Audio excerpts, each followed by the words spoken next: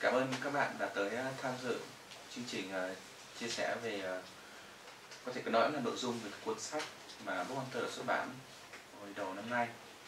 Rất tiếc là phải đợi mấy tháng thì chúng mình mới có một cái cơ hội là mời được bác tác giả nhân dịp là bác qua Việt Nam có công chuyện, nên là bác muốn chia sẻ về một chút về nội dung cuốn sách, cũng như là một nội dung rộng hơn, đấy là truyền thông Mỹ về cái cuộc chiến tranh giữa Mỹ và Việt Nam. Có lẽ là ở đây chúng ta đều là những người mà sinh ra sau khi mà chiến tranh kết thúc, thì đối với mỗi một người trong chúng ta thì đều có một hình dung rất là ít, có thể nói là không hề đầy đủ về cái cuộc chiến mà diễn ra suốt mấy chục năm, có khi có thể gần đến 100 năm. Và điều đó thì có lẽ cũng đã khiến cho cái thế hệ 8x 9x có một cái khoảng cách nhất định với lại cha ông chúng ta trước đây, bởi vì dù sao chúng ta không có được cái trải nghiệm cụ thể về những gì mà họ đã làm. Thế thì cái câu chuyện chiến tranh thì nó rất là rộng, cho nên là hôm nay thực sự thì thời gian chỉ đủ để nói chuyện một phần rất là nhỏ trong đó. Và vì là bác tác giả Tom Wilber là nhân vật chính của hôm nay, thì bác có viết một cuốn sách tên là Tù binh bất đồng chính kiến, cùng với lại một tác giả khác là Daniel Ellsberg. Thì nội dung của cuốn sách là bác viết về cái câu chuyện về những người tù binh Mỹ bị gọi là hầu hết là những cái phi công Mỹ bị bắn máy bay, bị bắn rơi khi mà đang hoạt động tham chiến ở Việt Nam, và họ thì được đưa vào, gọi là có thể coi là Vịnh Bắc giữ đến tận những năm 73, khi mà cái hiệp định Paris thì họ bắt đầu mới được thả ra, sau khi mà có rất nhiều những cái cuộc đàm phán giữa Mỹ và Việt Nam. Thì hôm nay rất vui là chúng ta có được cái sự chia sẻ trực tiếp từ bác Tom Wilber, tập trung vào cái nội dung là truyền thông Mỹ đã nói về cái cuộc chiến tranh Việt Nam và Mỹ như thế nào trong thời điểm đó. Thì hôm nay là cái lần đầu tiên mà bọn mình tổ chức theo cái phong cách là dịch, tức là song ngữ, thì hy vọng là nếu như mà có gì là sơ suất thì mong các bạn bỏ qua. Và trong chương trình lúc diễn ra thì các bạn có thể tùy ý góp ý hoặc là phát biểu hoặc là đặt câu hỏi, thì mình hy vọng là chúng ta có thể có một cái buổi trao đổi một cách rộng rãi. Okay, Tom and Chuck, I just introduce. Okay. So Tom, at least you can share with us today a little bit about yourself and why you started to write the book. Sure. Good. So thank you, Nam, for inviting me to come today, and thank you all for coming. And I first have to say, xin lỗi, tôi cũng nói tiếng Việt. I wish I could speak Vietnamese one day, maybe, but today I don't. So help me if I don't speak loud enough or clear enough or slowly enough, just stop me and ask again. I'm happy to repeat myself. So thank you for listening in English.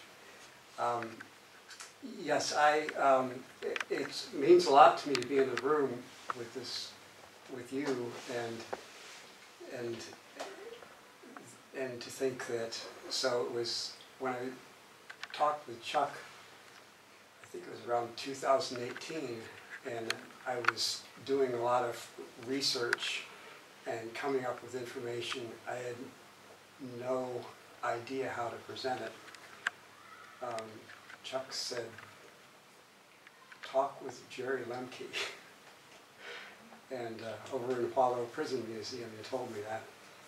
And so that's how I got connected with the co-author of this book, because I had a complicated set of facts to present and no idea how to present it. And the result was publishing this book in English and in 2021. And then the next step, of course, is we wanted to print it in Vietnamese. And so I asked Chuck again, who would you recommend? And I was introduced to Nam through that process, and Book Hunter was able to come through in a translation and publish the book for us in Vietnamese. So very pleased to have that happen. And then as this continues to unfold, someone in the room is also helping me try to put that documentation together is Van Ling, from, many of you may know, from VTV. So it's great to have folks that have supported me in this process in the room as I speak with you. So I began traveling to Vietnam in 2014, kind of a lifelong situation of trying to resolve some questions in my mind. My father was a prisoner of war in the Hualo prison system for nearly 5 years, and which there were a lot of them. 600, almost 600 were returned, and that was certainly family separation time, but it wasn't really terribly consequential. What became consequential for me is when he returned, and the media storyline, which we'll talk about today, was about this heroism model of prisoners of war, and unfortunately a victim-hero narrative that was not being used for good purposes. And we'll talk about that today. My father broke that whole media story by speaking out publicly and saying when he made anti-war statements, they were voluntary, and he did it out of his conscience, and he conscientiously objected to the war. And that's when personal life became very problematic for me, and so I knew what he did, I was happy with what he did, but I didn't know how to express it within my own culture. So I started traveling to Vietnam in 2014, and in doing that, I just kept discovering more and more information, which kept intriguing me more and more. So, clearly through the contacts that took me down the path of meeting former prison staff at Hualo, and then being able to interview former prison staff, and then through that process, finding from them all sorts of documentation that POWs had left behind that had kind of fallen off the archiving process. In other words, some of the things that POWs had created in terms of content went to the homes of former prison staff because they had to clear out the trash and they took things home. That ended up being important documentation, some of which you see on display at Hualo Prison Museum today as a result of that process. So it's been a long journey to try to work through that and resolve it. But I think today we want to focus on some questions on media, right? Yeah. And how information was presented within the U.S. culture, and where that may have led to some of the circumstances we write about in this book. Mình xin được tóm lược một chút. Đầu tiên là bố của bác Tom là một phi công người Mỹ. Lúc nãy mình có nói là đã bị bắt làm tù binh ở Việt Nam. Thì trong quá trình bố bác Tom ở Việt Nam thì có tình nguyện đứng ra để nói cái quan điểm xuất phát từ lương tâm của bố bác Tom, đấy là phản đối chiến tranh, muốn có hòa bình. Thế thì điều đó đã dẫn đến một cái tình trạng rất là khó khăn đối với lại bố bác ấy khi mà quay về nước, cũng như là trong quá trình chưa được đưa về nước. Và đến năm 2014 ấy, thì bác Tom quyết định là viết cái cuốn, muốn xử lý cái khối lượng thông tin rất là phức tạp liên quan đến những cái câu chuyện về các tù binh ở Mỹ đã bị giam giữ ở Việt Nam, sau đó trở về nước và nói lên cái tiếng nói về phản đối chiến tranh. Thế thì năm 2018 thì bác Tom có được bác Chuck giới thiệu, khi mà không biết phải viết thế nào thì bác Chuck có bảo là gặp cái bác Jerry Lemkin, đồng tác giả, thì lúc đấy thì hai bác bắt đầu bắt tay vào viết cuốn sách, và đến 2021 thì bắt đầu xuất bản đến bản tiếng Anh. Sau đó thì bác Tô cũng hỏi bác Chuck là bây giờ nếu mà muốn xuất bản tiếng Việt thì nên bắt đầu từ đâu. Thì bác Chuck là một người mà đã quen với tôi được từ 2014, cũng 2013, 2014. Thì bọn mình cũng có dịp xuất bản cuốn Nước Mỹ chuyện chưa kể của Oliver Stone và Peter Kuznick. Thì bác Chuck có kết nối bác Tom với lại bên mình. Thì bọn mình xuất bản cái cuốn sách bác Tom này vào đầu năm nay. Thực ra là ra từ 2022 rồi, nhưng mà cũng hơi gặp nhiều chuyện, thế là mãi nó không ra được, thế nên đến tận đầu năm nay mới xuất bản được. Thì cái quá trình mà xử lý các khối lượng thông tin mà các cựu tù binh chiến tranh để lại nó rất là phức tạp, nó rất nhiều dữ liệu, và nếu như mọi người muốn tìm hiểu kỹ thì có thể đến nhà tù Hỏa Lò. Ở đó thì các bác ấy đã đưa vào rất nhiều thông tin liên quan đến câu chuyện đó.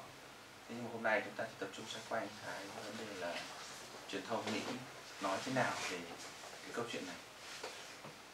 Now I'd ask that I talk about a little bit about the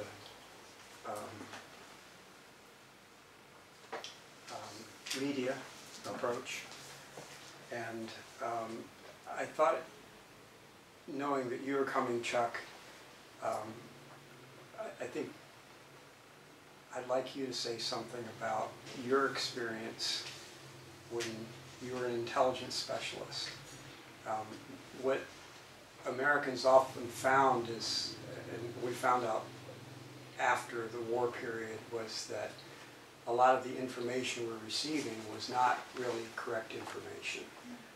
And reporters who were posted from the U.S. to try and make reports often found the reports were changed or were not published, and the information they were being provided was certainly not accurate.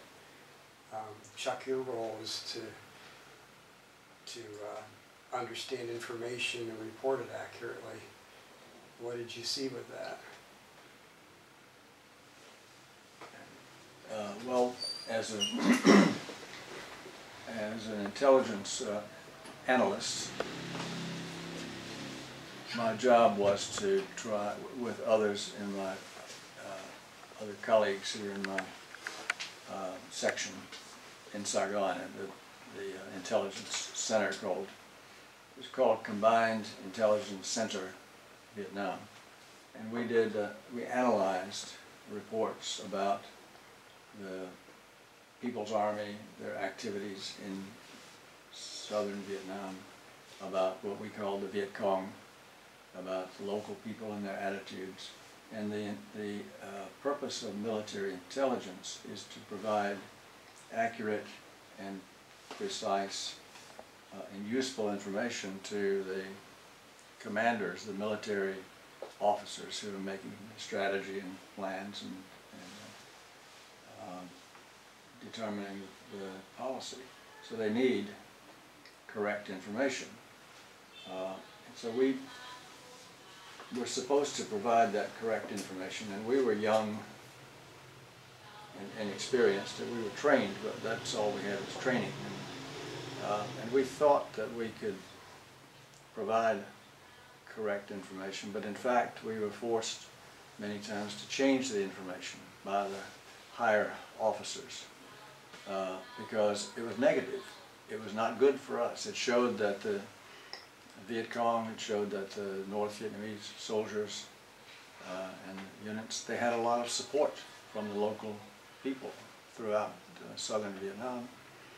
And that did not look good for the U.S. because the presidents, Johnson and Nixon, and they were saying, you know, we're making progress, we're going to win in Vietnam, we see the light at the end of the tunnel. The information that we were gathering did not show that.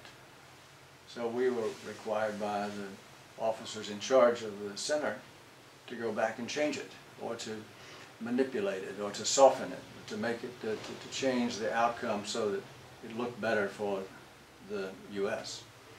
And for many of us, that was it was a moral dilemma, because first of all, we were being asked to lie. But also, it didn't help anyone, the U.S. or the Vietnamese for that matter. Actually, it may have helped the Vietnamese because because we did not then act on the information, the correct information we had, and so it was perhaps a benefit for the Vietnamese, our enemy. So it was. I learned a lot from that experience. I realized that not only were we manipulating information, but in Washington it was being done as well. So the American people did not know the truth about the war in Vietnam, and much of the world did not know the truth either, because the information was not conveyed correctly.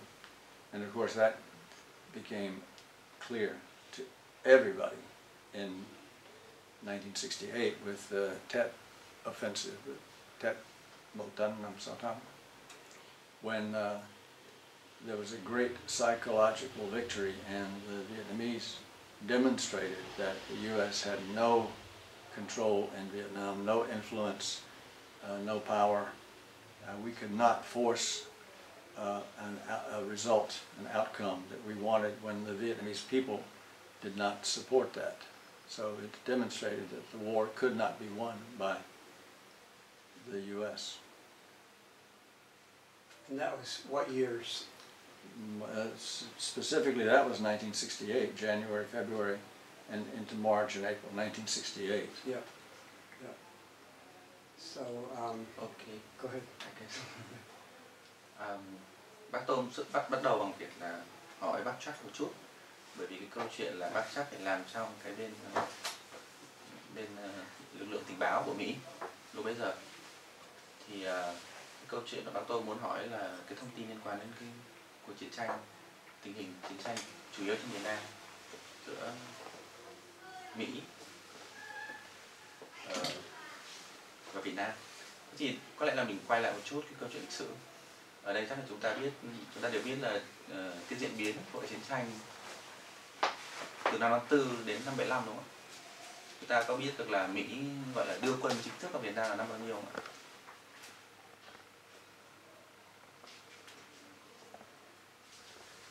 Tức là năm 54 thì chúng ta chỉ có là lúc đấy vị tuyến 17 chia cắt theo hiệp định Geneva, thì là miền Nam là của có thể được cai quản bởi chính quyền của Ngô Đình Diệm, đúng không? Còn miền Bắc chỉ là của Hồ Chí Minh. Thế thì lúc bấy giờ thì Mỹ lựa chọn là hỗ trợ miền Nam. Nhưng mà cái quá trình cái cuộc chiến nó diễn ra là không được như ý Mỹ lắm, giống như câu chuyện ở Ukraine hay là Israel bây giờ. Thì Mỹ năm 63 bắt đầu mới đưa quân vào, tức là chính thức đưa lính vào. Thì bác Chuck hay là bố của bác Tom thì đều là những người mà được đưa vào sau cái năm 63. Bác Chuck là khoảng tầm năm 64, 65 gì đó, hay là bố bác Tom cũng tầm quanh thời gian đó. Thế thì bác Chuck là bên làm tình báo. Thì lúc bấy giờ thì các thông tin của chiến tranh mà các bác ấy thu thập được khi mà gửi về, khi mà nộp lên trên đó, thì cho thấy được là người dân miền Nam Việt Nam rất là hỗ trợ Việt Cộng. Tức là nó đi, và khi mà nhận được cái thông tin như thế thì các cái gọi là sĩ quan cấp cao nhận thấy là điều này có vẻ không ổn, cho nên yêu cầu những người như bác Chuck là phải thay đổi cái tình báo, thay đổi cái báo cáo ấy. Hoặc là có thể làm một cách nào đấy để khiến cho nó có vẻ như là Mỹ và chính quyền Ngô Đình Diệm đang thắng, chứ không phải là đang bị tình thế gọi là bất lợi. Thế nhưng mà cuối cùng năm 68 ấy, thì có cái vụ Mậu Thân ấy, thì nó khiến cho bắt đầu mọi thứ nó vỡ lỡ ra. Đấy là cái câu chuyện là miền Nam khá là đoàn kết, và họ đã có một lực lượng để chống Mỹ rất là mạnh. Thì đấy là bắt đầu nó dẫn đến những cái chuyện thay đổi dần. So, yeah, thanks, Chuck. So Chuck's giving a good example of that problem closer to the source of information and how that information tends to become manipulated to serve certain purposes. And I think what you'd like to speak about a little bit more is, so within the U.S., what was the media doing with information and presenting it? And I would say a similar process to what Chuck's described often happened within the mainstream media. And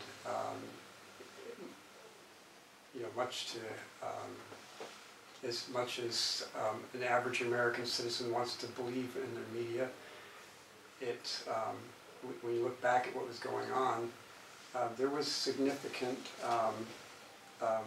influence, similar to the influence Chuck experienced from his superiors, to manage that message about war reporting in the U.S. So I think we cited some examples in dissenting POWs of a situation when December 25th, 1970, at a prison camp located just nearby here, Fafin.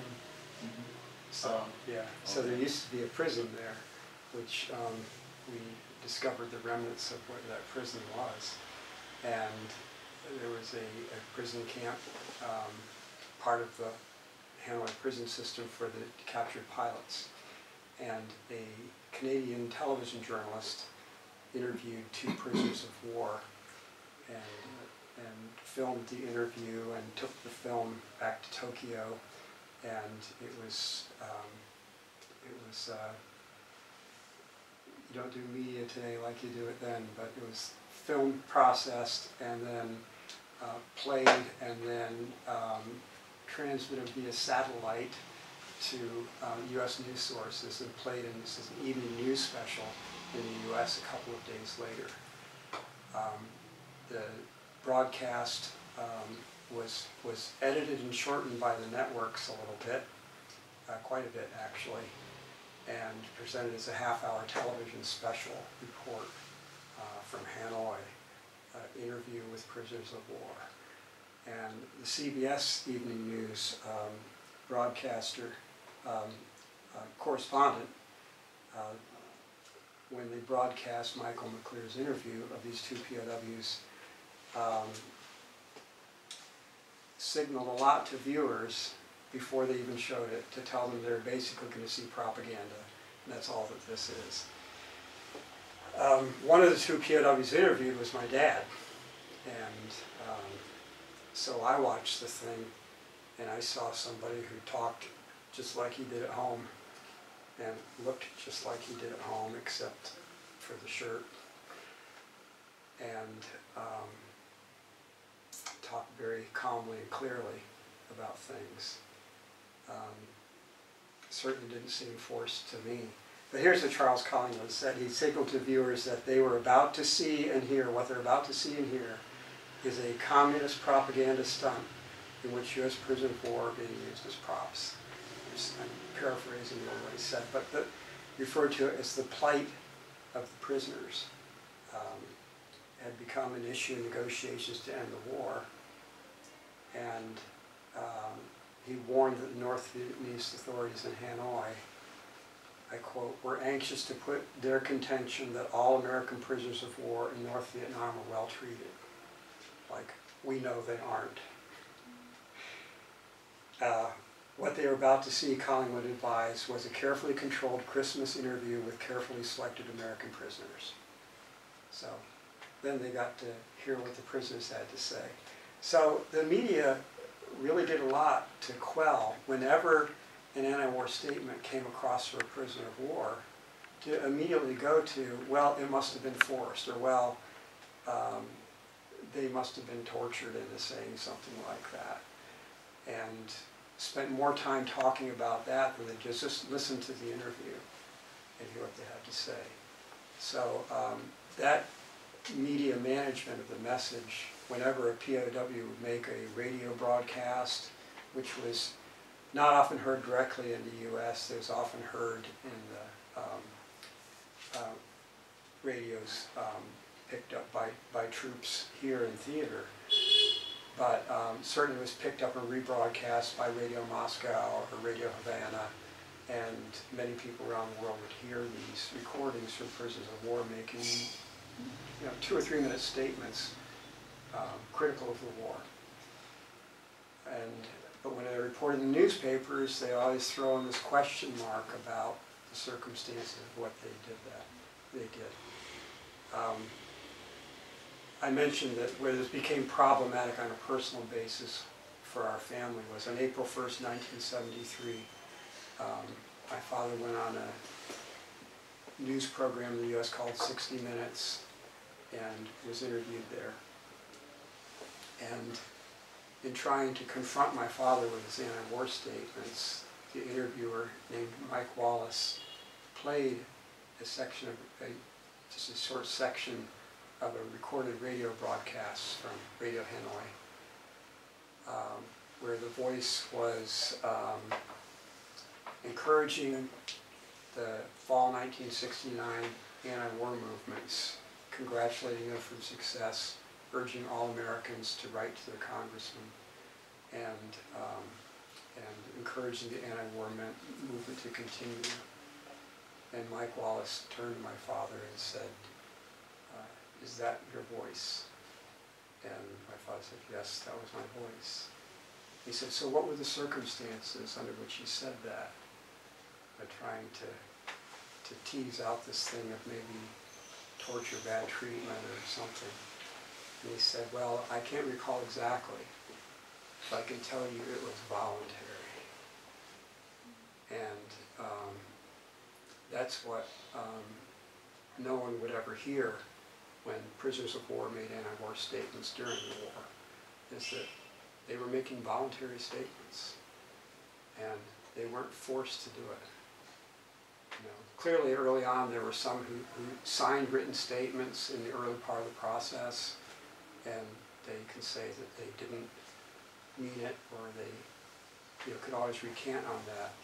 But we showcased 10 prisoners of war who never recanted from the statements they made, and always said that they made those statements voluntarily. And that's what we didn't hear in the U.S. So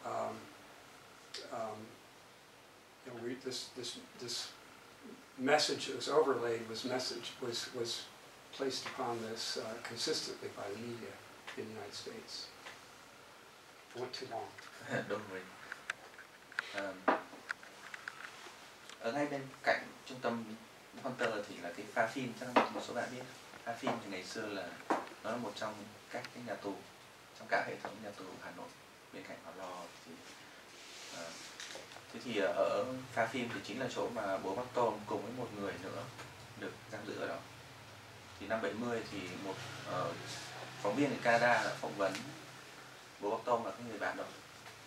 Và khi phỏng vấn xong thì gửi cái tài liệu, gửi cái nội dung đó sang bên Nhật trình chiếu, rồi bên Nhật lại gửi sang bên Mỹ. Thế nên sang bên Mỹ thì cũng trình chiếu, nhưng mà trước khi chiếu ấy thì họ có nói một cái đấy là họ cũng cắt bớt cái nội dung đi là một. Cái thứ hai nữa là họ nói trước là đây là một cái nội dung mang tính tuyên truyền, tức là xoay quanh câu chuyện truyền thông trong cuộc chiến thì sẽ luôn luôn có, dù là có những cái sự thật nọ kia, thế nhưng mà khi mà được phát ra, khi mà được công chiếu ra thì họ sẽ luôn luôn tìm cách để, mỗi bên sẽ tìm cách để đưa cái thông tin đó nó phù hợp với mục đích của mình. Thế thì bố Bắc Tom thì bị rơi vào cái tình huống là mặc dù là nói một cách tình nguyện, tự nguyện trong câu chuyện là phản đối chiến tranh, tức là một người lính mà phản đối chiến tranh, thì khi mà xét ở khía cạnh của một khía cạnh quân sự thì đó là một hành động mà nó hơi mang tính, nó có thể coi là kiểu như là phản bội tổ quốc hay gì đó. Thế nhưng mà bố Tôm đã, trong số 10 người được liệt kê trong cuốn sách là những người mà tình nguyện phản đối chiến tranh, và họ không bao giờ gọi là nói ngược lại tất cả những cái mà họ đã phát biểu, tất cả những nội dung mà họ đã nói trong quá trình phỏng vấn trong thời chiến, và ngay cả sau thời chiến họ vẫn giữ nguyên những câu chuyện đó, và họ không rút lại những tuyên bố của họ. Thì sau đó thì vấn đề là cái sự mà khiến cho Bắc Tôm có động lực viết cuốn sách nó đến sau nữa, bởi vì lúc đấy thì chưa có chuyện gì cả. Lúc đấy thì Bắc Tôm cũng nhìn thấy cái cuộc phỏng vấn đó và thấy thấy bố mình sau nhiều năm gọi là xa cách, không được quen biết, không được gặp, chỉ thi thoảng nói chuyện qua điện thoại, thì thấy bố mình nói chuyện bình thường, không giống như là bị cưỡng ép hay là một cái kiểu không tự nguyện. Thế nhưng mà đến sau đó khi mà đã về nước, bố con tôi về nước thì bắt đầu mới đi tham gia một cuộc phỏng vấn 60 phút. Thì trong cuộc phỏng vấn đấy thì cái người phỏng vấn với cái chương trình đó với mục đích tìm cách để gọi là đưa cái cài cắm để đưa cái vấn đề là bố bóc tôm đưa tất cả những cái câu chuyện kia hay là phát ngôn kia là bị rơi một hoàn cảnh nào đó, có thể gợi ý là vì để đánh đổi được một sự đối xử tốt hơn, không bị tra tấn, hay là vì một cái lợi ích gì đó. Tóm lại người ta gợi ý theo kiểu đó để cho người ta, và dần dần cũng rất nhiều người tin cái việc đó là ông ta là một người đã hèn kém hay là không xứng đáng là quân đội, và cũng có rất nhiều người họ tìm cách trả thù. Thì từ cái câu chuyện đó thì bác Tôm bắt đầu dần dần cảm giác là thấy mình muốn cất lên cái câu tiếng nói, bởi vì rất nhiều những cái câu chuyện của 10 người phản đối chiến tranh đấy họ không được đưa tin ở trên truyền thông Mỹ. Thì đây chính là cái câu chuyện mà chúng ta nói hôm nay, tức là cái câu chuyện cái việc truyền thông họ đưa thông tin gì thì nó là một cái sự mà tính toán kỹ lưỡng và lựa chọn kiểm duyệt. Tất nhiên là có những cái câu chuyện mà các tù binh ở bên Việt Nam họ có nói cái này nói kia thì nó lại được phát sóng ở những chỗ khác. Thế suy cho cùng cuối cùng thì ai người ta cũng phần đông họ vẫn biết, nhưng nó không được quá phổ biến đến mức mà là tất cả cùng thống nhất. Thế cuối cùng là nó dẫn đến một cái tình trạng là luôn luôn có những nhóm thì hiểu và những nhóm khác thì lại không hiểu, mỗi người hiểu theo một hướng khác nhau.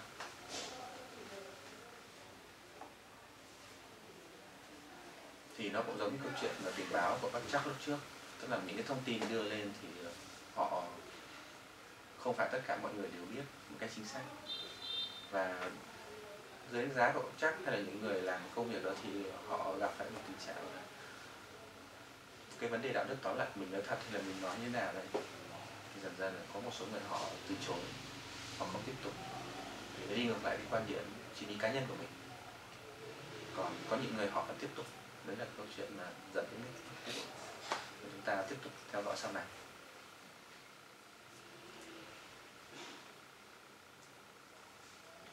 So I think other aspects of media and culture we found and talk about it a bit in this book really just stuck with the within the American culture, so that when the POWs returned, a lot of new messages arose kind of directly from that chain of information. So just to back up a bit, it's our contention in the book that's supported by a lot of other historians in the U.S., Bruce Franklin, to name one, Chris Oppie at University of Massachusetts, to name another, and others who've taken a look at this, that the whole media message by the White House administration came on the scene in May of 1969 in a formal public relations, I would simply call it a formal propaganda program called Operation Go Public. And the administration's position, they were now going public with this information that our POWs were being treated horribly by the North Vietnamese. Now in 66 and 67, Pentagon reports had been published saying, from what we know of what's going on there, we think our POWs are being treated okay. But after Nixon won the presidency, campaigning on he will bring peace, and why didn't the Democrats bring peace already? When he took the oath of office in January 1969 and realized he had a problem, there was no way they figured they could stop fighting there without making it look like they quit or walked away or lost. So they needed to do something to stall things, like stall the peace talks. And they also needed something that was very powerful that they could use to try to slow down or weaken the U.S. anti-war movement. And that was create a pretext to that our POWs were being treated incorrectly, and they used all sorts of scenarios about torture, starvation, different things, and weren't being accounted for. We don't even know their names, and instilled this big concern in the American public. Concern so large that maybe I don't want to speak out against the war because I might be hurting some effort to bring our POWs home or something. And then also being used at the Paris peace talks to say, we can't negotiate in good faith now because you need to answer these important questions about our POWs. So that was what was laid out there in May of 1969. And unfortunately, the media picked up on that and in a lot of ways supported it. And it became big public relation campaigns in the U.S. about the plight of our POWs. But some of the POWs who were here in Hanoi and who had been recently shot down and seen things like McNamara leave the Pentagon and President Johnson announced he's just not going to run for re-election because of the war. And then the next week seeing a civil rights leader in the United States who had 1 year before made a very strong anti-war statement, Martin Luther King, be assassinated. And then see John F. Kennedy's brother be assassinated, and he was advocating for a peace position. Something was going wrong in terms of how we were running this war, and our military members knew a lot about that. I know for a fact that my father, as an aviator, knew what every aviator seemed to know in the aviation community, was that when they did flyovers of the Gulf of Tonkin after the second Gulf of Tonkin incident, they confirmed that there was nothing there, nothing happened. And yet, President Johnson specifically also knew that information, that nothing happened, but used that non-event as a reason to get the Tonkin Gulf Resolution signed.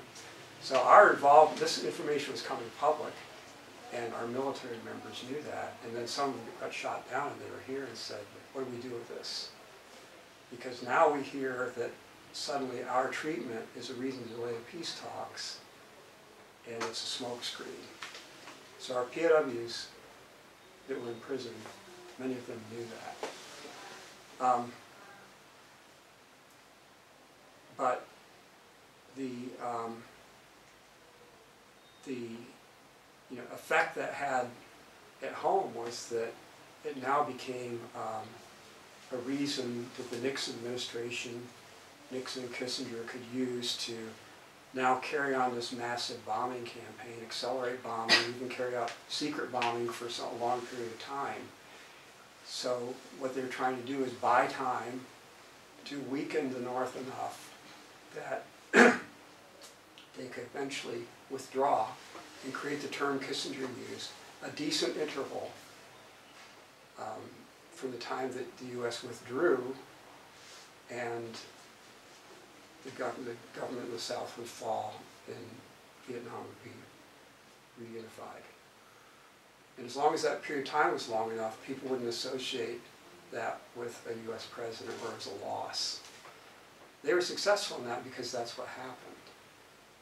In January of '73, when the peace accords were signed, it took 2 years and 3 months before the South Vietnamese government fell and the country was reunified.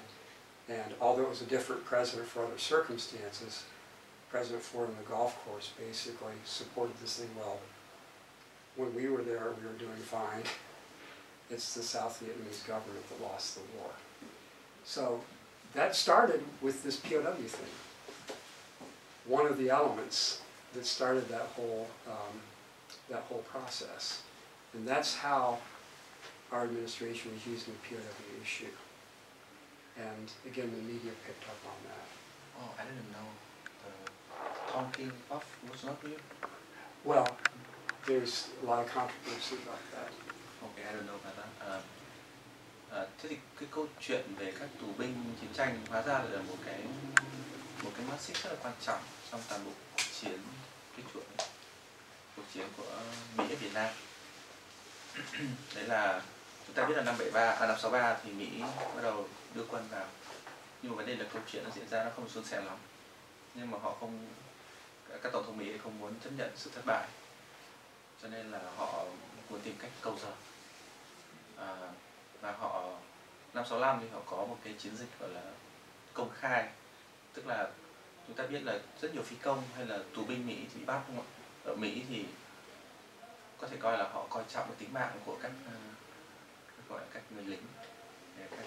Thế thì khi mà họ bị mất tích này, hay bị mất tích thì người ta sẽ coi là hoặc là mất tích hoặc là bị bắt, nhưng mà rốt cuộc thì họ không thể công nhận được là họ đã chết hay chưa. Thế vì mà khi mà họ không chắc được chết thì họ vẫn coi là sống, mà vẫn coi là sống, tức là họ tìm mọi cách để cứu những người lính đấy, giải thoát.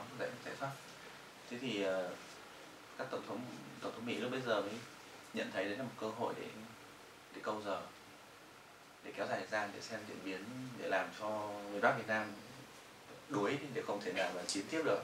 Thế thì họ muốn công khai cái tình trạng của các tù binh Mỹ đang bị bắt ở Việt Nam. Mục đích là để xem chứng minh là để xem là cái tình trạng của họ như thế nào, là có tệ hay không.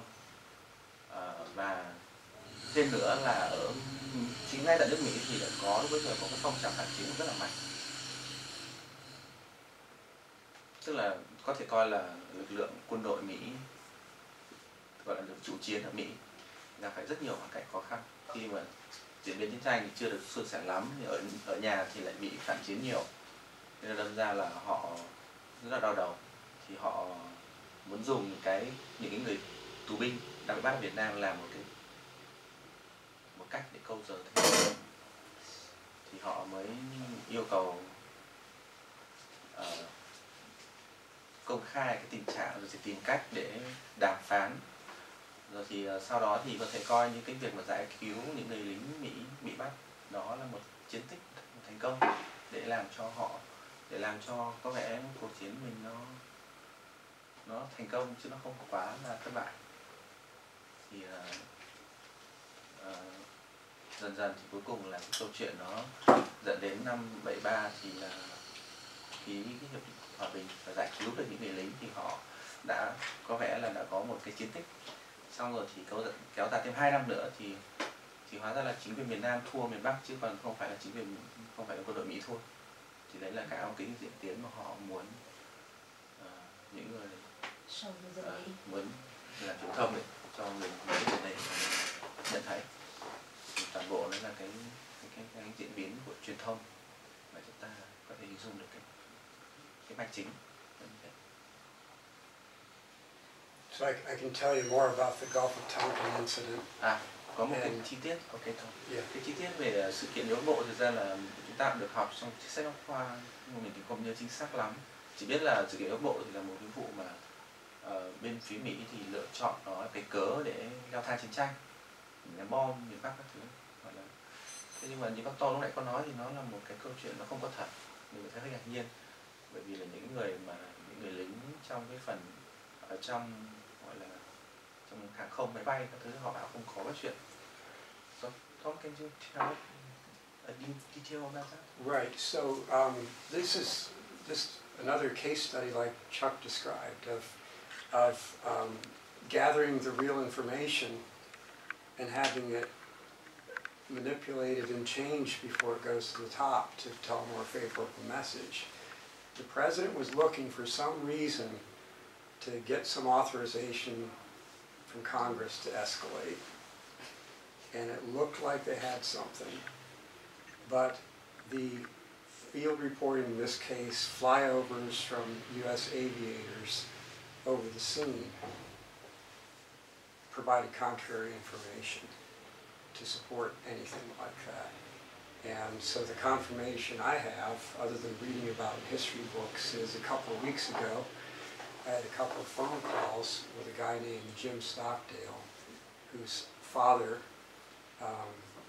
was a prisoner of war at Wallow for about 8 years. And he was also the senior naval prisoner of war who filed charges against my father. But when I talked with Jim, he told me that his father knew that the Gulf of Tonkin incident wasn't real because his father was flying the plane and the senior officer reporting that information back that there was nothing there. He said there was absolutely nothing. There was not even any sort of bioluminescence from, you know, any ship breaking the surface of the water or anything. There was no debris. The water was serene and pristine. There were no vessels. There was nothing there. And then, of course, Jim himself reconfirmed that he heard his father. He sat at the top of the stairs and he heard his father telling guests over in the evening at their house a month later, when he was back home in San Diego, telling that same story, confirming that it wasn't real. There was no second Gulf of Tonkin incident. So what was the incident? What was the reason that the U.S. president decided to escalate the war? They just had enough. They thought they had enough, and they could just say this happened. But there was a lot of reporting, which was so I was in the Navy for 20 years in the Navy, and I spent a lot of time on submarines and aircraft carriers and watched standing on an aircraft carrier. And you can get yourself in a situation when you look at your sensors and you can believe almost anything. And when the information's coming in and you're looking at radar screens and you're trying to put disparate pieces of information together, we use the term in the submarine force about whale flatulence. We call them whale farts. You get sound, you're getting your inputs from sonar, and you hear these noises in the water, and you wonder, is that an enemy submarine? Is that an enemy ship? And it's like biologics, it's whales, it's shrimp. They make noise underwater. Well, a similar thing happened with the sonarmen on the destroyers and the radar operators were just putting information together. They're kind of on the alert to look for something, and they thought they found something happening, and they reported it. But once it's reported, and that's what people want to hear, they just build the scenario around it back at the Pentagon and say, here's something that happened. So they fabricated from spurious data an incident. And that's well documented in history. I'm not relying on this information from another person, but for me it's affirming because I'm hearing this from the information from the person who claimed first-hand experience and also charged my father for being truthful. So that's crazy. Yeah, it's weird, but that happens all the time, and it happens in the field. And sometimes you get real information in the field, and it's manipulated, and sometimes you can turn it into some other story. And that's what happened in Gulf of Tonkin incident. Mình cũng không nhớ thực ra chưa tìm hiểu kỹ về cái sự kiện Vịnh Bắc Bộ. Nhưng mà tóm lại là lúc bấy giờ thì Tổng thống Mỹ đang tìm kiếm một cái cớ gì đó, hoặc là cái gọi là phe chủ chiến ở Mỹ tìm kiếm một cái cớ gì đó để thuyết phục Quốc hội là có thể gọi là leo thang chiến tranh ở miền Bắc Việt Nam. Thế thì tình cờ là bác Tom mấy ngày trước thì có gọi điện thoại cho mấy người con của một phi công lái máy bay liên quan đến cái vụ sự kiện Bắc Bộ. Thì người con nó có nói chuyện với bác Tom, nó nói rằng là câu chuyện nó không có thật. Và cái người phi công đấy lại cũng là một người mà đã kết tội bố bác Tom.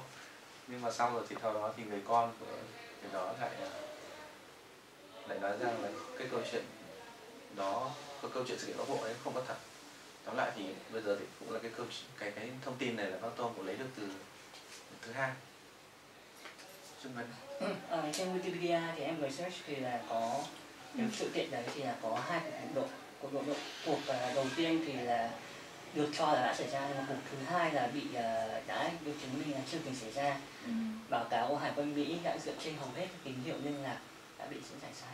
Đây là những gì ghi trên BT. Đã công khai cái đã công khai là không có. Tức là bác Tom cũng có nói là đấy, cái chuyện này nó đã được ai cũng đã biết rồi. Tức là lúc bấy giờ là một cái chuyện, cái bằng chứng, cái cớ được tạo ra. Bởi vì thực ra thì cái tàu ngầm ở dưới nước, bác Tom thì cũng là lính hải quân.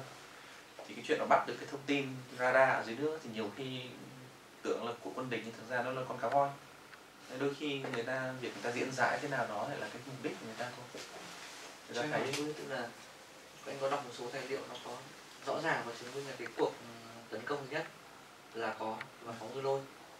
Đấy, thế sau đó thì một vài ngày thì Hải quân Mỹ mới tranh thủ cái việc gọi như là ngụy tạo ra cái gọi là cuộc tấn công lần thứ hai để tăng cái tính thuyết phục Quốc hội Mỹ, gọi là trao quyền cho Tổng thống Mỹ được can thiệp vào chiến tranh Việt Nam. Đấy thì em thử hỏi bác xem liệu cái thông tin này nó đúng không? Tại vì là nó có rất nhiều cái nguồn đưa hẳn ra, và tức là có phóng ngư lôi vào xuất phát từ một số cái tàu của Việt Nam Dân Chủ Cộng Hòa để tấn công vào cái tàu Mã Đốc đấy vào tháng 8 ấy. Tức là sau đấy vài ngày thôi thì Hải quân Mỹ nhân cái sự kiện đấy thì là ngụy tạo ra một cái kịch bản ở Việt Nam Dân Chủ Cộng Hòa tấn công lần thứ hai. Đấy, thì cái sự kiện lần thứ hai thì mới là không có thật. The first attack on the Tonkin was real. The first was real, but the second was fabricated. So the first one, yeah, there was activity that involved what we would call patrol boats, North Vietnamese patrol boats. But the other part of the story that folks didn't realize is that it was a violation of the Democratic Republic of Vietnam's claimed territorial waters. A 12-mile recognized limit. We had U.S. vessels operating inside that 12-mile limit. It was nominally called as an operation to monitor activity on the Ho Chi Minh Trail by getting some vessels with sensors in closer to shore. But it's a violation of international law because it's a sovereign 12-mile limit. So no one brought that to mention that we were invading the territorial waters of Vietnam, and they responded at that first Gulf of Tonkin incident and made it sound like they presented it as an unprovoked attack. And that operation had been going on for months. And but there's another level of information about it last week that someone mentioned at the USIP conference a few weeks ago, United States Institute for Peace conference a few weeks ago in the U.S., and that was that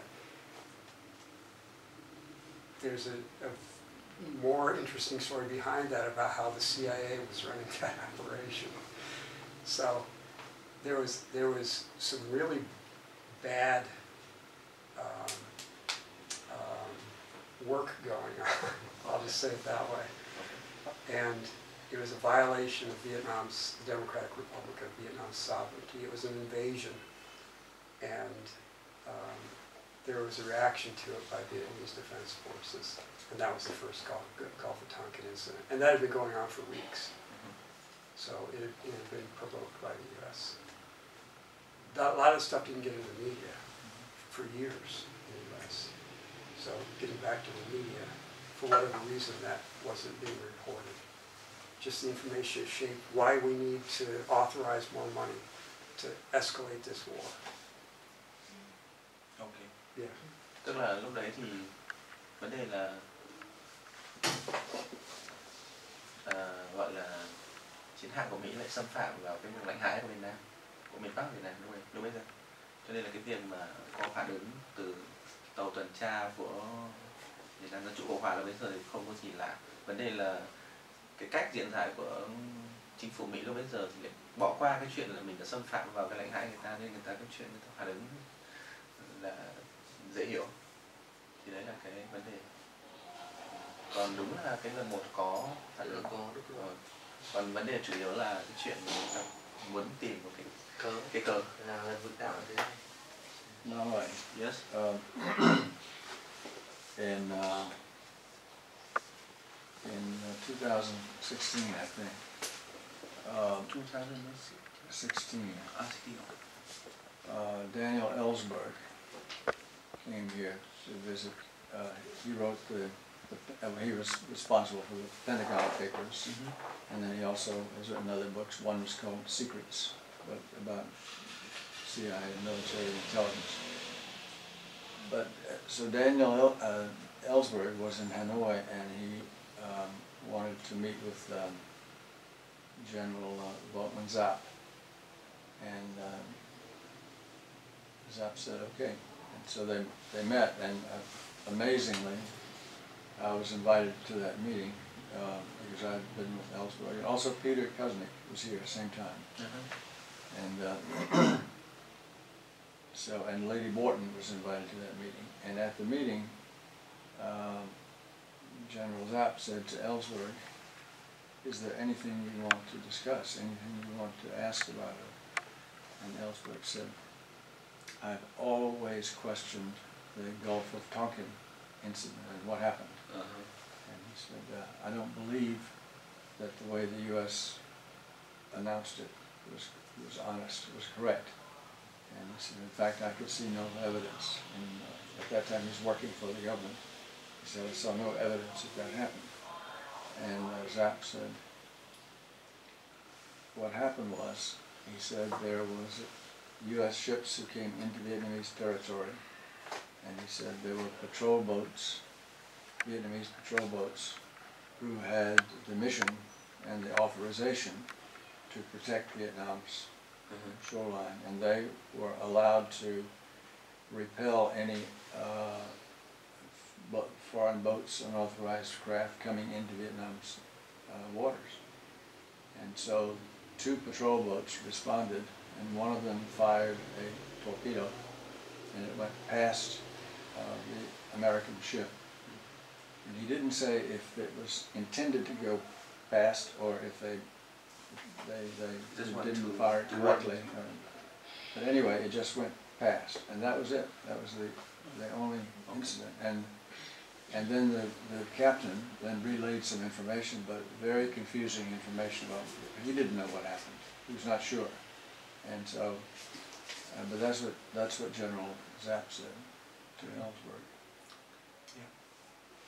Ở đây chắc là chúng ta ai cũng có thể nghe qua ông Daniel Ellsberg. Ông ấy là người mà gọi là người làm chính phủ Mỹ, và ông tiết lộ cái giấy gọi là Pentagon Paper, cái tập tài liệu hồ sơ mật Lầu Năm Góc, những cuốn sách được xuất bản rồi. Thì năm 2016 ông đã sang Hà Nội gặp đại tướng Võ Nguyên Giáp, thì bác Chuck cũng có tham dự cuộc gặp đó.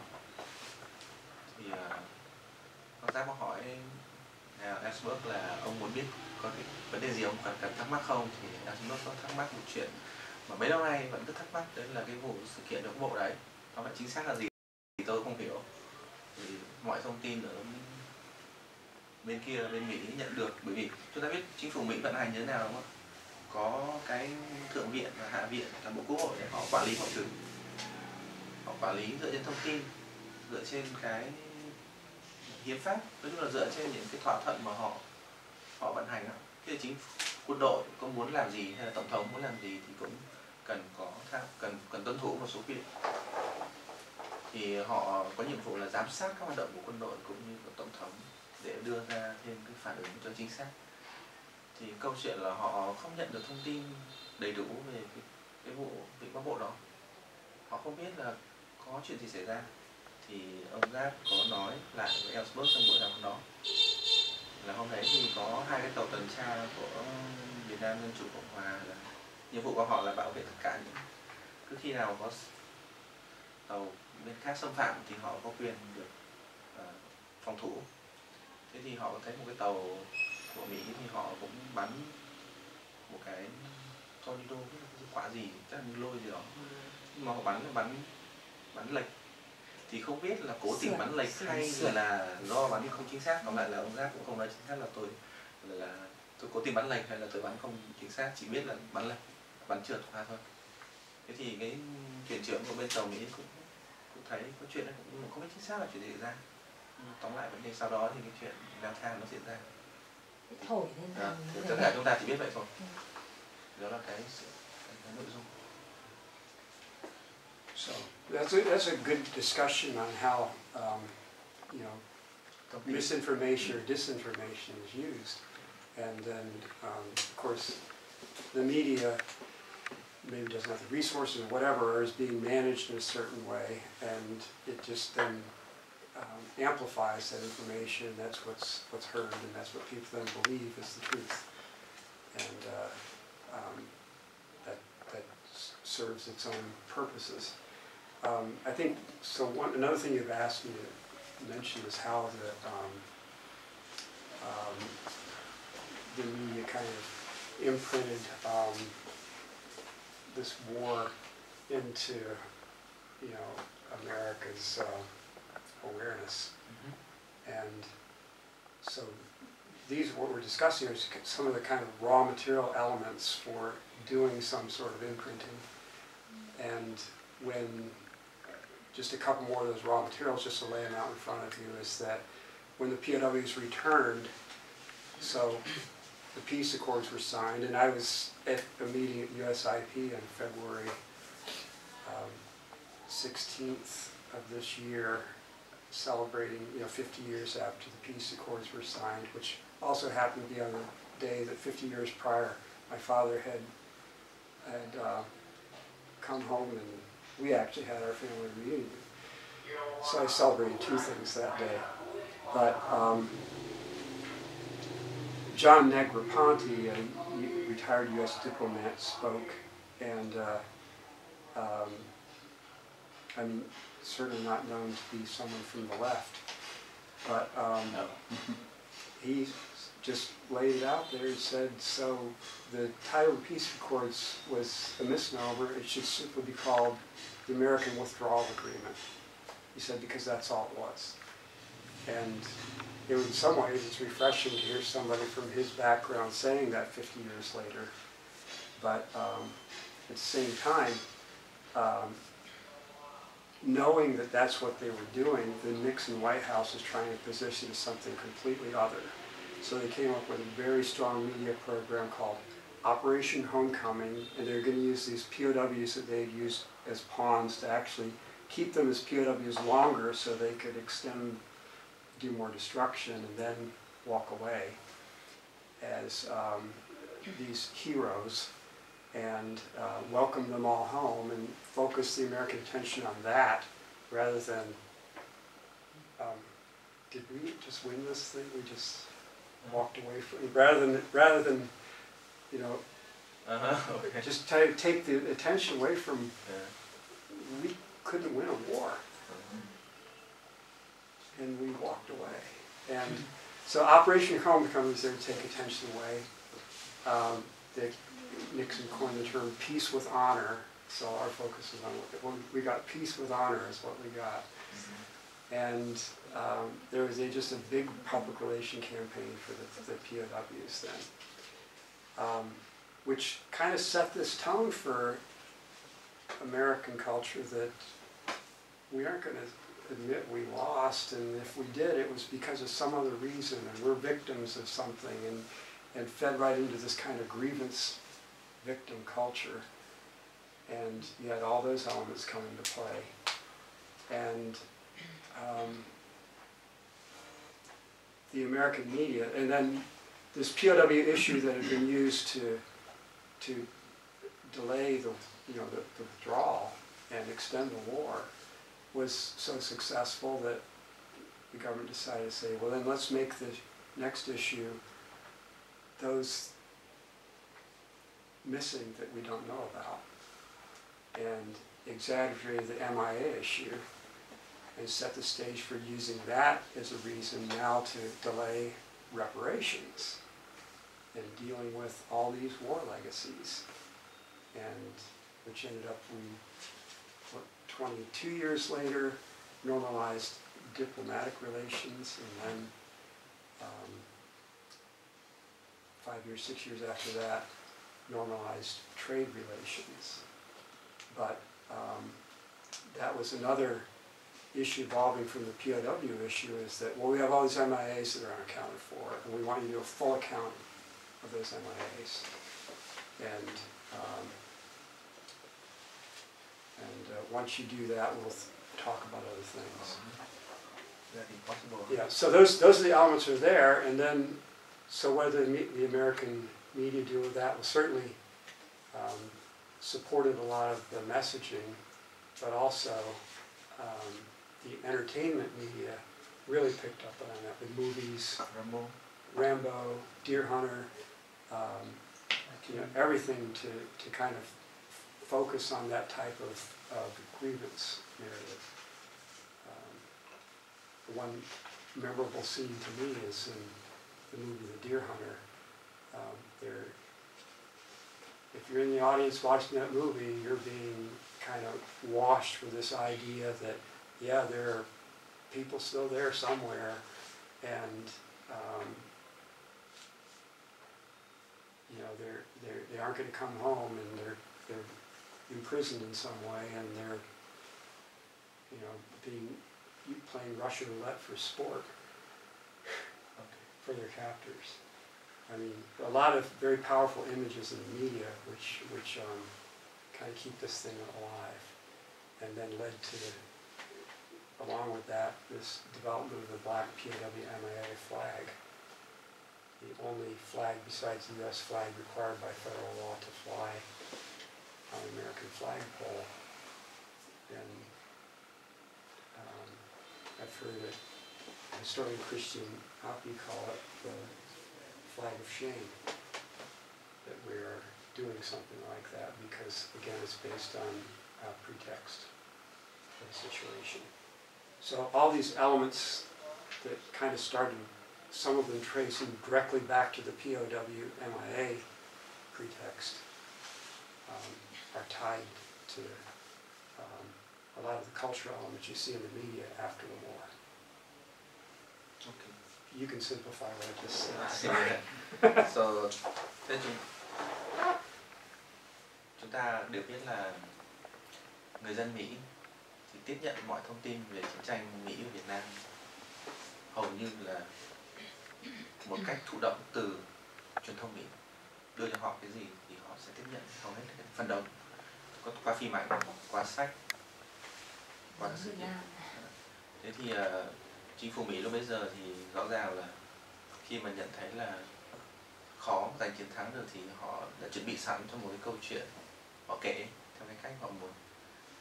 Đấy là đầu tiên là phải phải lựa chọn một cách diễn giải để mình không phải là thua, không phải là rút quân bị thua, mà là đạt được cái hòa bình trong danh dự peace with honor. Thì họ bắt đầu tung ra rất là nhiều các dự án phim ảnh, thì truyền hình, rồi thì chào mừng những chiến dịch như là giải phóng, gọi là giải cứu, hồi hương, chiến dịch hồi hương. Thì họ tập trung vào cái câu chuyện toàn bộ truyền thông là tập trung vào những người hùng trở về, và những câu chuyện kể về những người đã chống lại sự khó khăn trong lúc bị bắt trở về như thế đấy. Và họ cũng loại bỏ những cái người mà nói câu chuyện phản chiến như là bố Tom.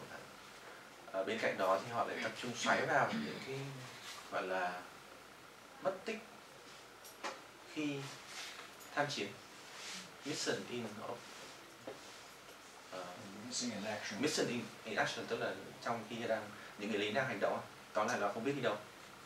Thế thì họ bắt đầu, ở đây là cơ hội cho các loại giả thuyết, các loại chiêu như các loại giả tưởng. Nào là họ làm phim về những người họ đang bị giam giữ ở đâu đó, rồi thì họ đang biến mất ở đâu đó. Thế thì họ đặt cái áp lực này vào chính quyền Việt Nam. Nên là khi nào mà cho tôi được thông tin đầy đủ cho từng người bị biến mất thì lúc đấy chúng ta nói chuyện tiếp. Còn nếu không thì là nào là cấm vận, rồi thì nào là tôi coi như là một cái sự không hành xử được văn minh, cho nên là không đáng để chúng tôi bình thường hóa quan hệ. Thế thì câu chuyện đó kéo dài tận 25 năm, 25 năm gì đấy mới bắt đầu bình thường hóa quan hệ, và sau đó thì bắt đầu mới gọi là bình thường hóa thương mại, rồi thì bắt đầu mới chúng ta đã hình dung được câu chuyện. Thế thì cái câu chuyện về các tù binh các thứ nó lại hóa ra là một cái cớ quan trọng trong cái câu chuyện chiến tranh.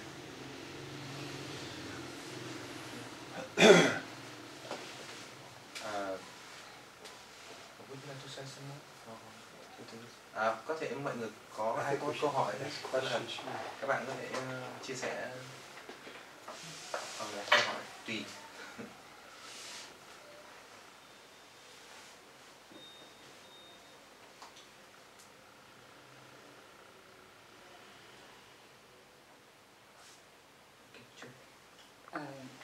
Mine is not actually a question, but I just want to share some thoughts of mine.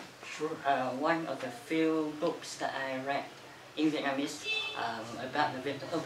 about what was really happening in Vietnam War was the Painted on Papers, and I just hope that in the coming years there will be more books translated in Vietnamese and published in Vietnam that are similar to the book. And before coming to this event, I just found out that Mr. Daniel Ellsberg just passed away early this year. And he was a great hero. Yeah. And I believe he's your friend. Yes. Yeah. I have admiration for him. Yes, so from your sharing, I understand that the American government tried to conceal the information that the Vietnam War is the failure. I don't know if that is true, but does the American public recognize and admit that that is the failure of the U.S. government in the end? Yeah, that's I have a perspective on that, but I don't think I can tell you a research-based answer. But just my sense living in the American culture is that, from what I encounter, and people will find out I travel to Vietnam and ask me questions about that, is that it seems to me that many, if not maybe even the majority of Americans, don't really fully understand what happened in the Vietnam War. And if they do, they focus on all sorts of what I would call in the category of grievances about how, I went there, my uncle went there and he came back and nobody appreciated him or something of that sort. But not really the fundamental questions about what we were doing here and why we were doing what we were doing, or even any comprehension of what we did. I mean, Chuck, you probably see this, but just like Americans don't know the numbers of tons of bombs that we dropped here and how it's triples anything we dropped anywhere else in any war in terms of the scale of that war. It just doesn't seem to resonate much in general understanding of American culture. That's one aspect of it. And building awareness of, Chuck's seen it so much from here in Vietnam. My exposure to, not real exposure, I use that as a metaphor, but my exposure to American understanding of the Agent Orange issue is it's all about what U.S. troops experience, which is a bad thing. But very little comprehension of, so you can get exposure then and maybe it leads to other problems in the U.S., but what's it like when you live where it was like coming down on you like rain and saturating everything around you, and you had to pick up the next day and find water to drink and live in that type of toxic environment? And then the effect that it has upon people, not only in illness it produces that results from that, but generationally. and then the scale of the number of people that affects. You compare, that problem with this problem, and the scale is huge, but Americans don't seem to realize that. Similarly, on the MIA issue, Americans know the black POW MIA flag, and they know something about we have all these missing in action. So the number that started out, if you really triangulate on the final number that the U.S. gave, was under 3,000 to say fully account for all these. Of course, knowingly included on the list air crews of aircraft that went down for maintenance failure somewhere out in the East Sea here. They were flying in from the Philippines or someplace, or Clark, or one of the air bases. They didn't even crash on Vietnamese soil, and we couldn't find them, their plane wreckage in the ocean. They were putting that on a list saying, Vietnam, you find them. Names like that were on the list, as well as other kind of false incidents on that list. When you finally pare through that, you get down to maybe 2,500 names. Those 2,500 names, then you go through all the cases and what's left that you can probably credibly manage to find. The number comes down to under 500 or so MIAs. With no comprehension of the hundreds of thousands of Vietnamese missing in action right on their own soil, where the funding didn't really come in and has only come in the last few years to fund. So if there's an awareness of the Vietnam War, it still seems to be just an awareness of what did it do to me, and not so much about what did it do to the Vietnamese. And again, I'm just giving this something as anecdotal, my interpretation of it. But Chuck, I knew you had so much more. Yeah, actually, I don't disagree with what you said. I think a simple way of explaining it is to say that Americans are still confused about the war in Vietnam. They're not sure exactly why it happened. They think we were trying to stop communism from spreading to America, which is pretty stupid, but that's what many people think. And they feel hurt and angry. They feel some pain because America lost. I'm not sure why America lost. What does that mean? We don't really understand it, but it's not the image that we want for America. And so we blame everybody. We blame a lot of different people. There are different reasons. We blame the Vietnamese for beating us. These little people who had no equipment and nothing to support them, and they beat us. Well, that makes us angry. The generals were not intelligent. They didn't know what they were doing. We're angry at them. The soldiers were drinking too much beer or smoking too much weed, or and they lost the war. Or there's so many reasons, but and there's no sympathy, no interest at all in the Vietnamese. What happened to Vietnam? What happened to these people in Vietnam? The innocent people who never did anything to us. We don't even think about that. So, and it still remains, what Tom and I and many other people have been trying to do for a long time is to try to close that wound. But the only way that you can heal a wound is through through air and sunlight and healing. But you need truth for that to happen. And the U.S. people in the U.S. are still trying to avoid many truths about Vietnam. Okay. Yeah, I don't have a question. It's interesting because so I took a class in the Vietnam War when I studied in college and in the States. So there I learned that the root cause of the war is because, as you said, the American government tried to stop the the spreading of the Communist Party to America. But now, after what you said, I need to question the real reason behind it, and it seems like no one knows what is the real reason of it. Yeah. Well, to oversimplify one more time, and just to say one very brief, one quick statement, really the root of the war in Vietnam and in all of the other conflicts the U.S. has been involved since then, it really is economic.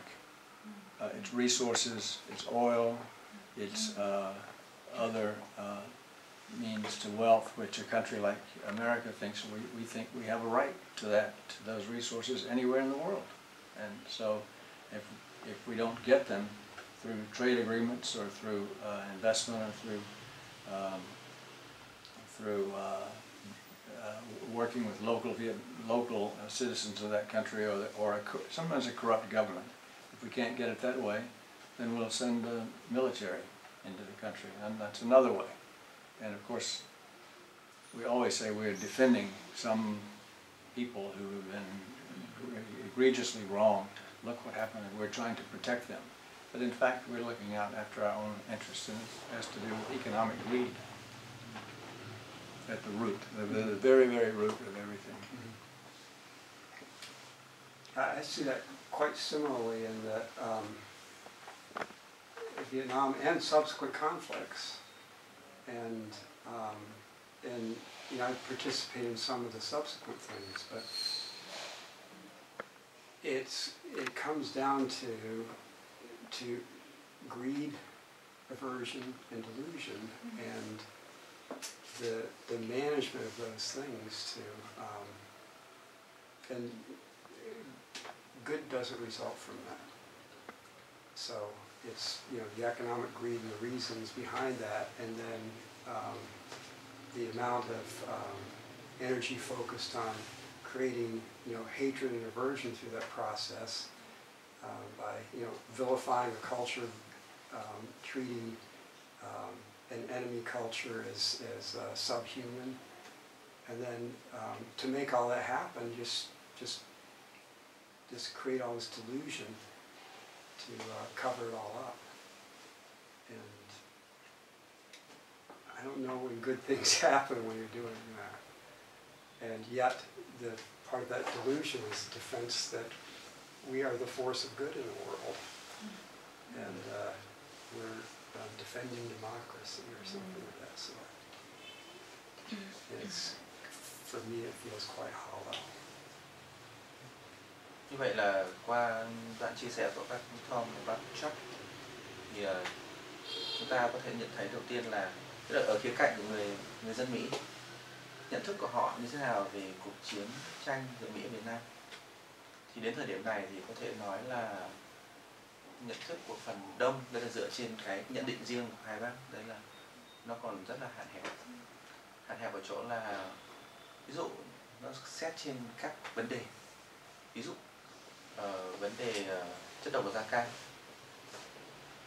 thì chúng ta đều biết là dưới một bên là những phi công Mỹ giải chất độc và da cam và người dân Việt Nam ở dưới hứng chất độc và da cam, thì người ta mới chỉ quan tâm đến những cái ảnh hưởng đến những người phi công, trong khi rất nhiều người dân hứng trực tiếp và phần nhiều như vậy thì người ta lại vẫn chưa quan tâm, tức là người ta mới chỉ nhận thức được đến mức độ ảnh hưởng đến bản thân, hoặc là người ta chỉ mới nhận thức dựa trên cái gì mà truyền thông đưa ra, tức là điều hướng. Thì điều đây là do vấn đề truyền thông.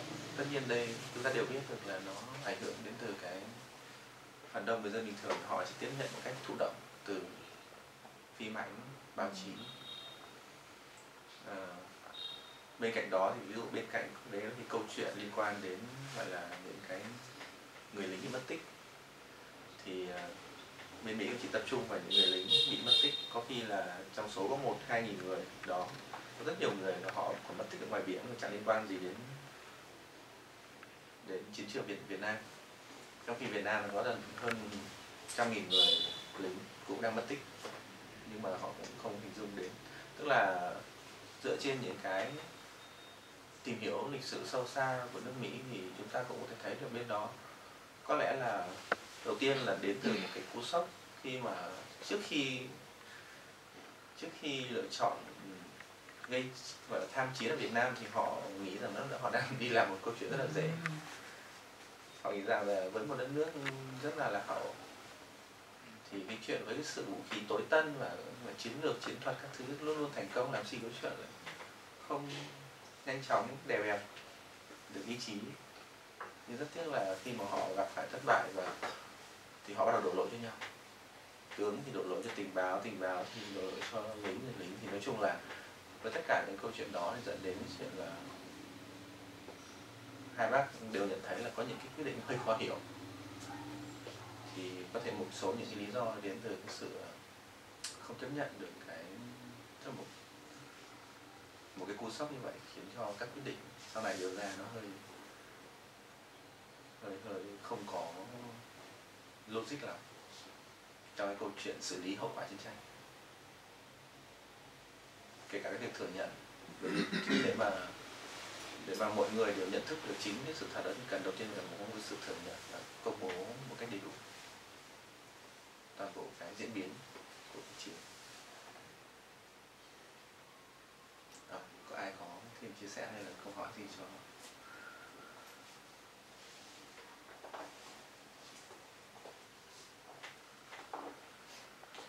Is everybody here, they study here, or they write, or they are part of this like a book hunter club, or? No, it's just I don't know anyone, and I don't know anyone. Just the audience. So you just put the word out, and yeah. anybody who wants to come. Yeah. Behind you is a translator. Here also a translator. Hello. Your English is very good. So people from all walks of life. Yeah. I have another question, but it's not really the topic of our discussion. It's really about how the Vietnam War veterans returning back to the States. Just yesterday I found a book in my bookshelf. It's called Homecoming, and it's I haven't read this, but I have one of the arguments in the book I find intriguing but quite shocking. It's got a lot of the veterans returning to the States were spat upon, spat upon by fellow Americans, and that's in this book here. yeah, I found it quite shocking. Right, so I'll give you full disclosure here. Sorry? I have to disclose something to you, to be open with you here. So my co-author actually has another book published, he published prior to this.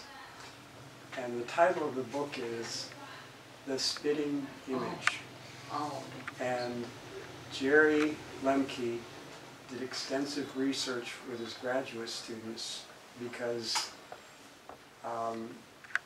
he was basically uncovering that the whole idea of veterans being spat upon was what we call an urban legend, a myth, that it didn't happen. So the research that Jerry did, and it's also, there's a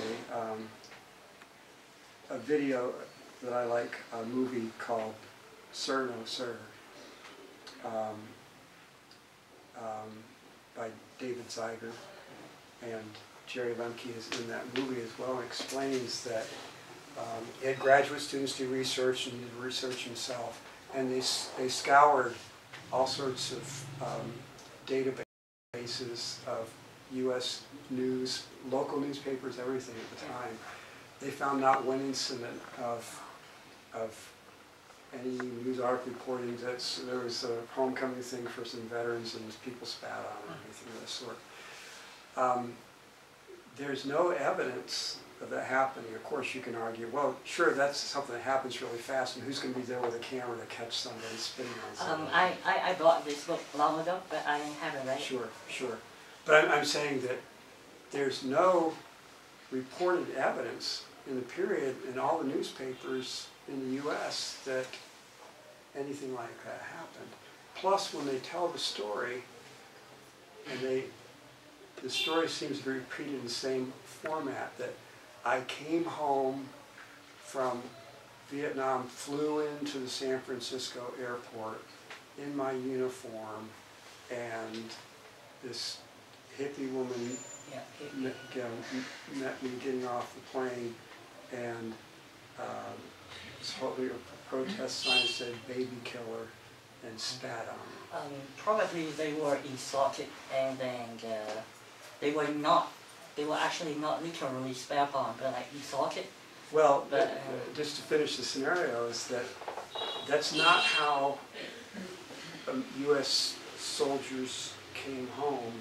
They came home on military chartered or military transport flights and flew into U.S. military bases and spent some period of time, sometimes it was only a day or two, but some period of out-processing, and generally left the base in civilian clothes and went on home. So there weren't many opportunities for somebody coming home in uniform for somebody to spit on them. Yeah, but the hippies were not allowed into a military base. Yeah. They couldn't come in there. So when we got off the plane, same thing happened to me. But I came into San Francisco also. But I landed at, I think it was Travis. Is that the name of the base? Yeah. Travis Air Force Base. And I got off the plane and I just walked out through the military facilities, but there were no civilians, not many civilians around, and there were certainly no hippies. Yeah. And over in one corner was a lot of uniforms. People had taken off their uniforms and thrown them in the corner and put on the civilian clothes in the restroom as soon as they got off the plane. Yeah. But there were no. A lot of people repeat that story, but it's as if it's like an urban myth that continues to grow and grow and grow, and people who have never even been in the military will say, "Yeah, I came back from Vietnam and they spit on me."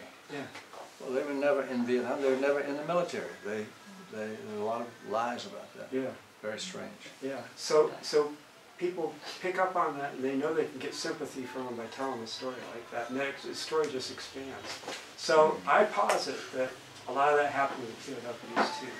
So when you're being told from the government down that, oh, you know, POWs tortured every day, starved, maltreatment, all this stuff, and you come home and somebody asks you about it, what are you going to say? If you weren't tortured, if you weren't mistreated, you know. So there was nothing to say.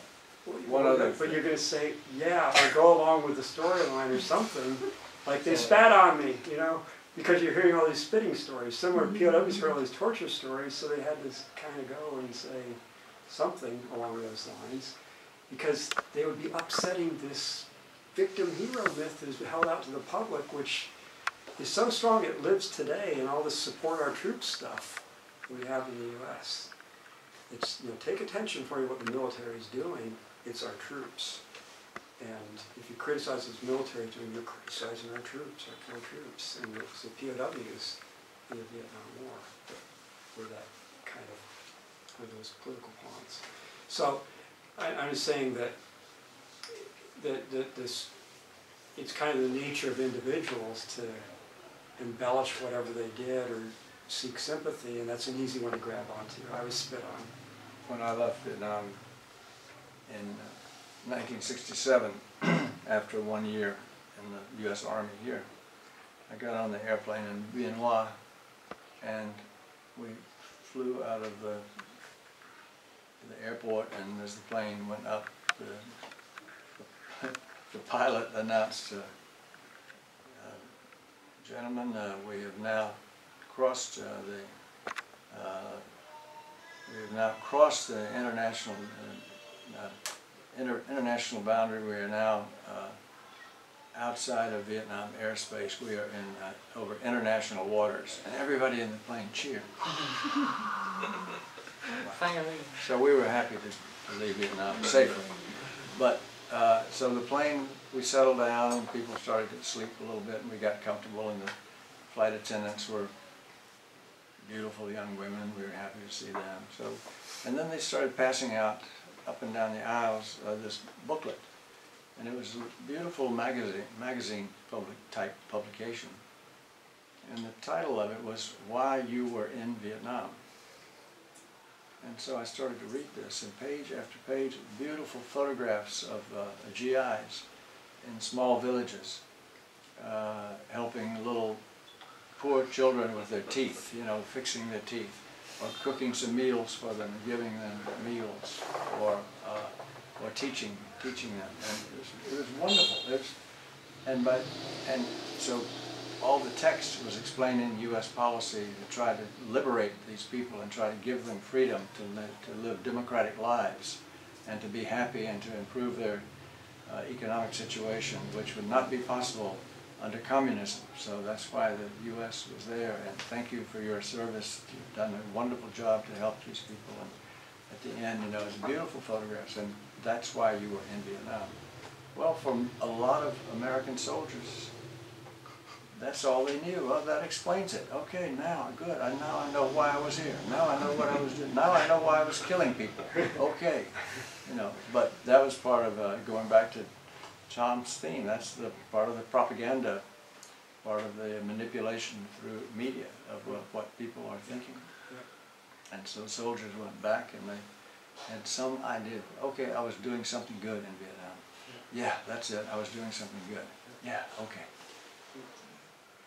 Another media piece that reinforces like the spitting trope, you know, which is a combination of a whole bunch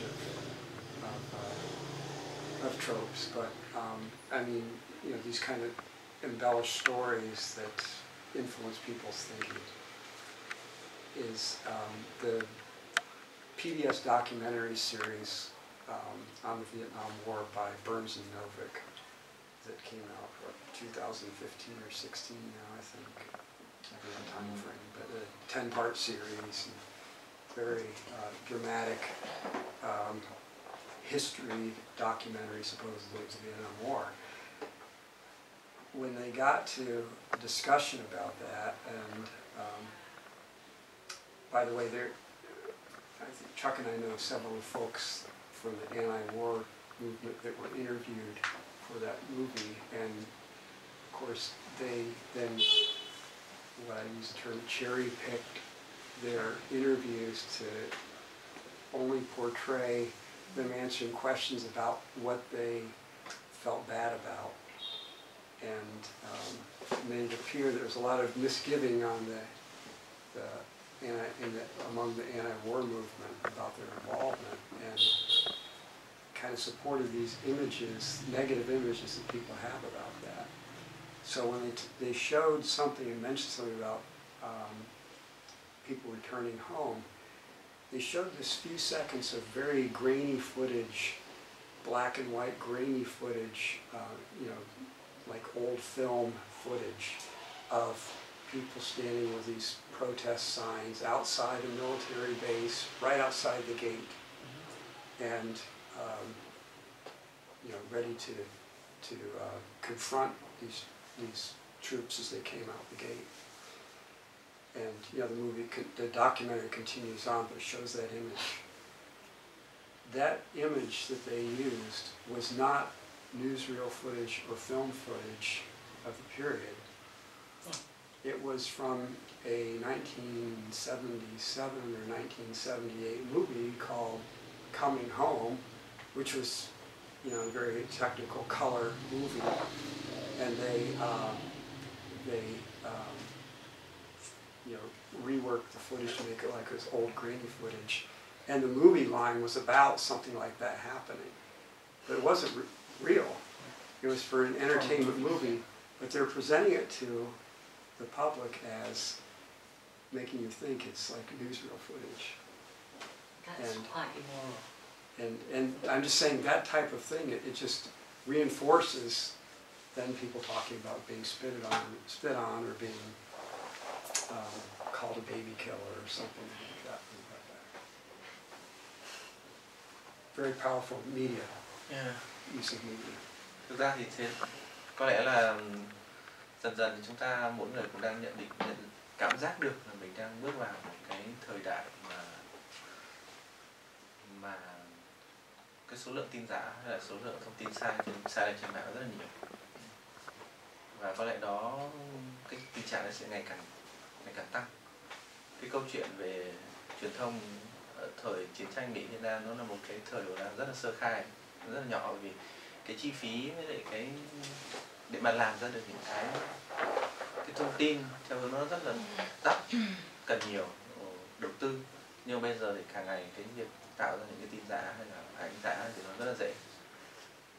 Thế nhưng mà thì có lẽ là một cái kết luận của cái cuộc trò chuyện chúng ta hôm nay đấy là cái ảnh hưởng của truyền thông đến mỗi người chúng ta rất là mạnh, rất là lớn, và cái việc mà chúng ta cần phải có những kiến thức căn bản, cần phải có những cái kỹ năng cũng như là cái khả năng suy nghĩ để nhận diện xem đâu là thực sự là những cái dữ kiện hay đâu là những cái mà nó hoàn toàn được giả tạo. Thì đấy nó lại là một cái mà anh tranh thủ giới thiệu bộ sách của truyền thông. Đúng rồi, Book Hunter đầu năm nay cũng có xuất bản 4 cuốn sách về truyền thông, thao túng truyền thông, một cuốn về cỗ máy thao túng, một cuốn về kỹ thuật tuyên truyền, một cuốn về sự kiện lấp lửng, thì cũng đều liên quan đến cái câu chuyện media. Và thực sự thì mình thấy được khi mà trong quá trình lựa chọn các bản thảo thì mình thấy được là có lẽ là những người mà làm trong lĩnh vực triết học, các triết gia là những người mà họ đang rất là hoạt động rất là mạnh mẽ và năng nổ trong câu chuyện chống tin giả này. Đặc biệt là chính ở tại Mỹ, hầu hết các triết gia họ đã viết rất nhiều sách về cái chủ đề này, mà thực sự là nó cũng chưa đi đến hồi kết được, bởi vì tất cả các cuốn sách đều viết theo kiểu đầu tiên là liệt kê các thực trạng tin giả. Cái tin giả thường nó không phải chỉ đơn thuần là tin sai đâu nhé. Tin giả ở đây là những cái thông tin mà được đưa ra một phần, tức là sự thật, nhưng mà từ một phần, giống như câu chuyện mà nói về những người tù binh, hay họ vẫn đi đưa ra những tin đúng thôi, nhưng mà vấn đề là câu chuyện mà người ta nhận được nó là theo cái hướng khác, bối cảnh, phụ thuộc vào cái cách người ta đưa. Thêm nữa là có một khái niệm mà lúc nãy bác Tô muốn nói đến là cherry picking. Cherry picking là hái anh đào, tức là trong số rất nhiều cái fact, trong rất nhiều sự kiện thì lựa chọn những cái sự kiện nào có lợi cho mình thì đưa ra. Thì cái đó là khiến cho người tiếp nhận họ bị thiên lệch so với cái toàn cảnh. Thì đấy chính là có lẽ cái chuyện này thì dần dần ai cũng đã hình dung được, thì mỗi một người sẽ cần khi mà tiếp nhận thông tin trên truyền thông thì đều cần phải đào sâu thêm nữa. Cũng như câu chuyện xoay quanh chiến tranh Mỹ Việt Nam thì nó là một cái đề tài mà có lẽ nó rất là phức tạp và đòi hỏi thêm rất nhiều sách vở hay là thảo luận xoay quanh. Ok, có lẽ là cảm ơn tất cả các bạn đã tới tham dự chương trình ngày hôm nay. Thì chúng ta cảm ơn Chuck and Tom. Thank you.